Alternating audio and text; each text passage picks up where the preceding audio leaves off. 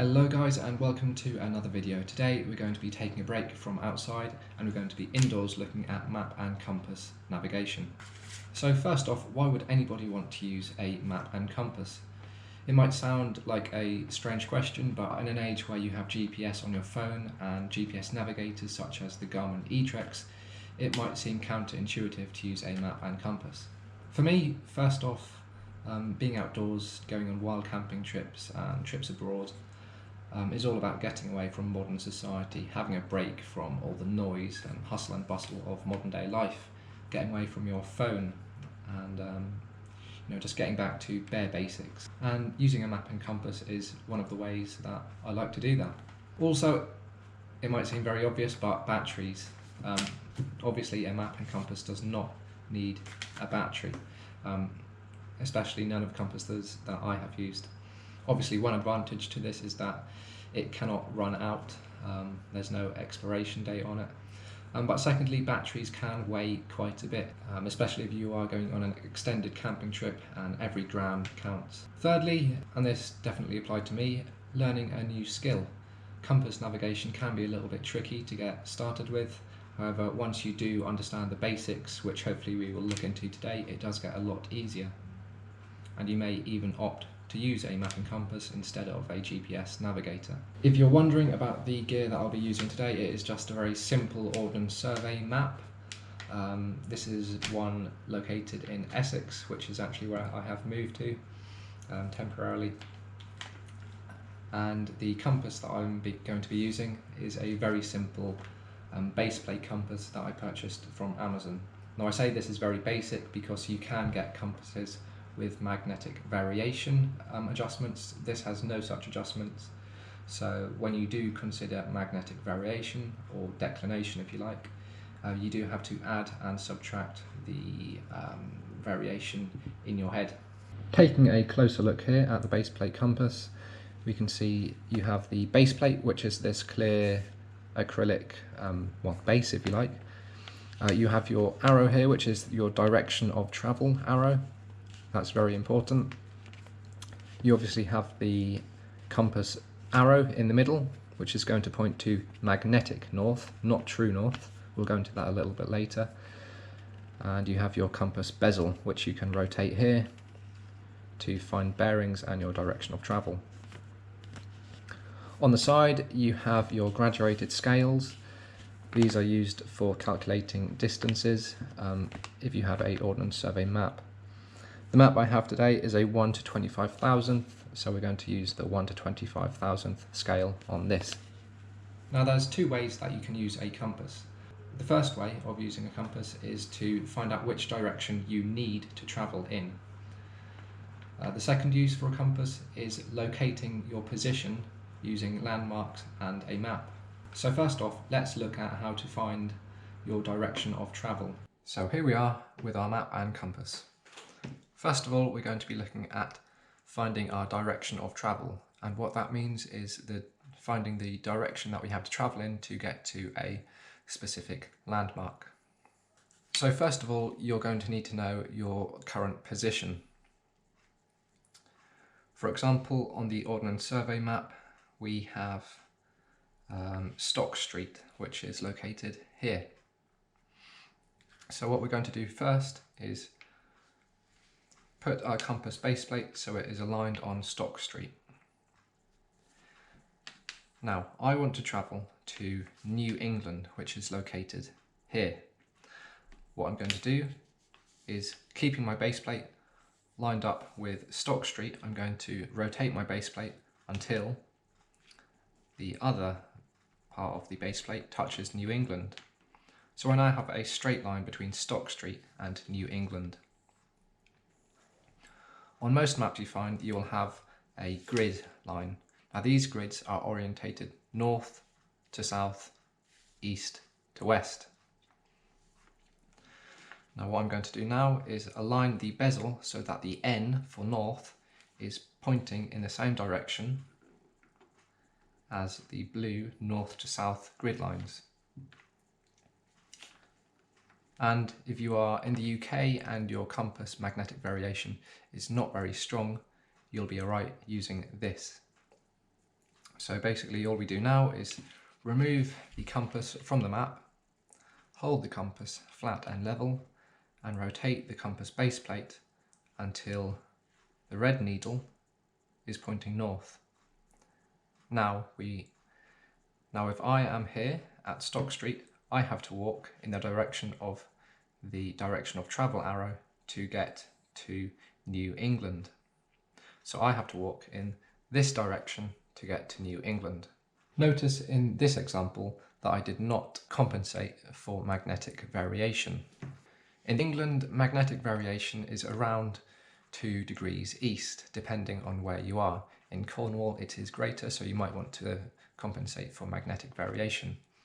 However, in the middle of England, variation is not very great. So if you are only travelling a short distance, it shouldn't matter too much. However, if you are in another part of the world, such as in some parts of America, magnetic variation can be a lot greater, such as 10 degrees east.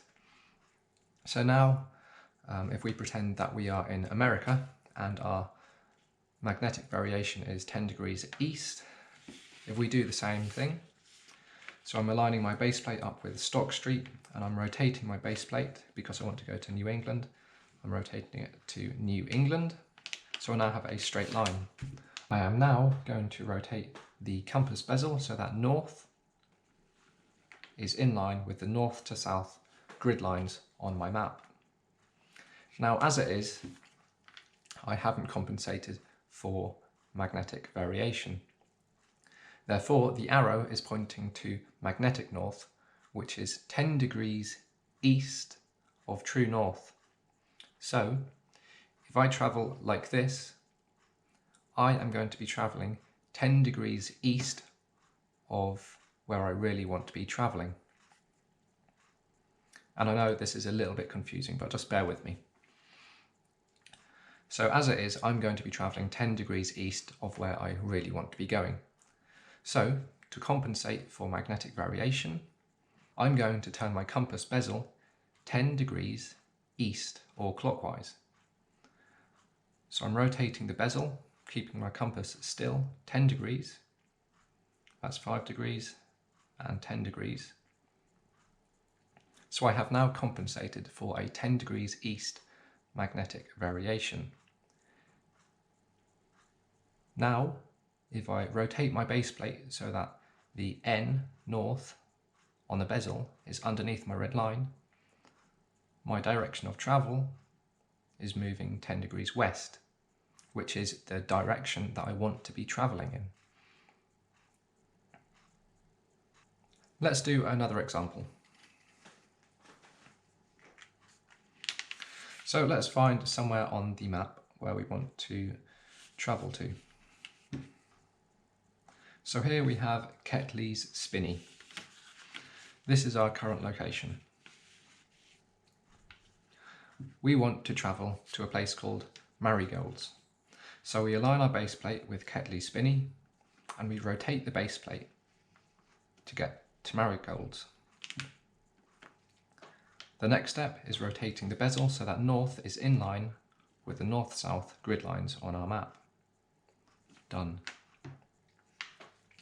Now we can remove our map from the compass and rotate the base plate so that north is underneath the north arrow on the needle. This time let's take an extreme magnetic variation. Let's say that our magnetic variation is 15 degrees east. If we do not compensate for the 15 degrees east magnetic variation, we're going to end up travelling 15 degrees east of where we really want to be travelling. So to compensate for this, what we do is rotate the compass bezel 5 degrees, 10 degrees and 15 degrees. Now, if we rotate our base plate so that the north on the bezel is underneath the red needle, our compass moves west by 15 degrees, and this is the direction of travel that we need to get to Marigolds. Now, we've only looked at easternly magnetic variation. If you have a westernly magnetic variation, then instead of turning your bezel right or clockwise, with a westernly magnetic variation, you want to rotate your bezel left or anti-clockwise. So what we have to remember here is, if you're finding your direction of travel, easternly variation, rotate the bezel to the right. Now this is only true for using your compass to find your direction of travel. However, if we want to use our compass to locate our position through triangulation, what we just learned gets flipped on its head, and we rotate the bezel anti-clockwise if we have an easternly variation. Now this is very confusing, and it did confuse me for a long time. So let's do a little example of compass triangulation. So obviously I'm indoors right now, but pretending I'm outside. I'm going to pick two landmarks that I can see, which are in line of sight. So the two landmarks that I'm going to pick are going to be Hamblin Wood here,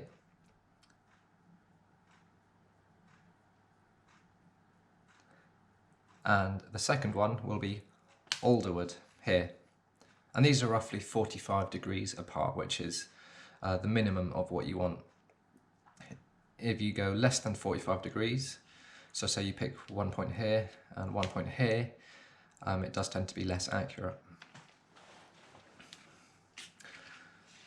So, completely forgetting about the map for now, I'm going to get my baseplate compass, and I already know roughly where Alderwood and Hamblin Wood are located, so I'm going to put my compass at Alderwood, which is very roughly over in that direction. I'm then going to look down on the compass and rotate the compass bezel so that N for north is underneath the red compass arrow. Now this is just very rough. I'm then going to take my compass, place it on the map,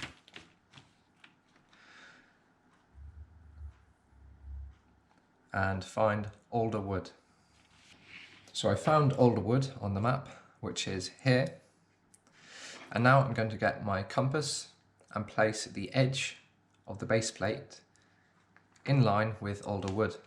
Now it doesn't matter what orientation it is right now. So the base plate is aligned with Alderwood. I'm now going to keep the edge of the base plate on Alderwood and rotate the compass, and watching the bezel here, I'm going to wait until the N for north is in line with the blue grid lines on my map. Now we have our bearing, and what I need to do now is draw a line from Alderwood and just extrapolate that line down. So now I know that I'm located somewhere on this line. To find out where, we need to take another bearing. So like I said, I can also see Hamblin Wood, which is here on the map.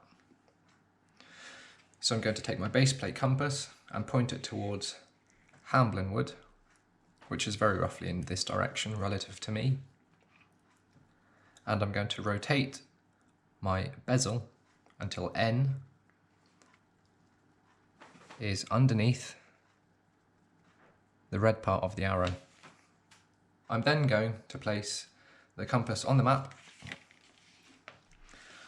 align the compass base plate with Hamblin Wood, and it's important also to keep your direction of travel arrow in the direction where you took your bearing. So I was looking towards Hamblin Wood, so the arrow has to be pointing towards Hamblin Wood. I'm then going to rotate my compass base plate until N for north is in line with the map grid lines, which is very roughly here. So then I can draw a line from Hamblin Wood along the edge of the base plate. And now, where the two lines meet is my position. And it is as simple as that. Now, in that example here, we did not compensate for magnetic variation. Therefore, our measurements will be a little bit out. Because here, where I am at now, the magnetic variation is 2 degrees east. All my bearings will be 2 degrees east of where they should be. So let's do the same example again, but this time we'll compensate for magnetic variation. So first of all, Alderwood. We point the compass towards Alderwood. We rotate the bezel so that N is under the red part of the arrow. So now we have our bearing without compensating for magnetic variation. To compensate for magnetic variation, what we have to do is opposite to what we've done before when we were finding our direction of travel. So before we had a easterly variation of 2 degrees east. And what we've done in that situation was rotate the bezel to the right by 2 degrees. In the case of triangulation, we do the opposite. So still, the magnetic variation is 2 degrees east, but what we do now is, instead of rotating the bezel to the right 2 degrees, we rotate the bezel to the left 2 degrees. So that is 1 and 2 degrees. The reason for this is that previously, when we found our direction of travel, we were transferring map bearings into real life bearings. Now what we're doing is translating real life bearings onto map bearings. That is magnetic north to true north on the map. So we've compensated for magnetic variation now. So the same thing applies. We align our base plate with Alderwood and we rotate the base plate until the north-south lines on the bezel are in line with the north-south lines on the map. And draw a line down there. We then do the same for Hamblin Wood. So I'm going to point my compass base plate towards Hamblin Wood. I'm going to rotate the bezel so N is under the red part of the arrow. Very roughly there. I have 2 degrees east variation. So because I'm triangulating, I'm going to rotate my bezel 2 degrees to the left. So that is 1 degrees and 2 degrees roughly. So we've now compensated for magnetic variation. We put the base plate on Hamblin Wood and rotate the compass so that the north-south lines on the bezel are in line with the north-south lines on the map, and draw a line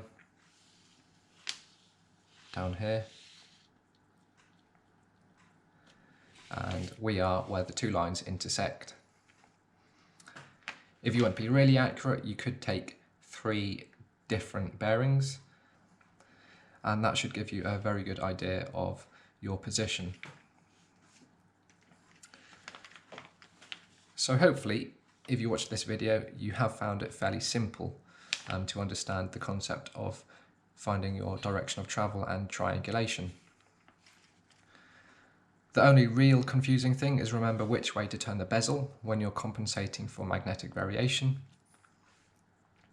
So just taking a 5 degrees east magnetic variation, for example, if I want to find out which direction I want to travel in, I have to rotate the bezel 5 degrees east or 5 degrees to the right.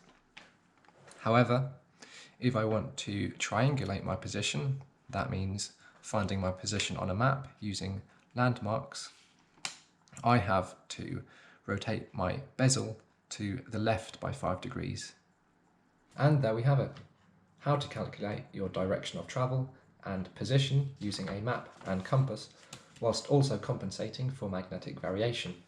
If you liked the video and found it useful, you can always hit the like button and drop a comment under the video description. And if you want to see future videos, you can always subscribe to my channel. Of course, you don't have to, but hopefully see you on another video.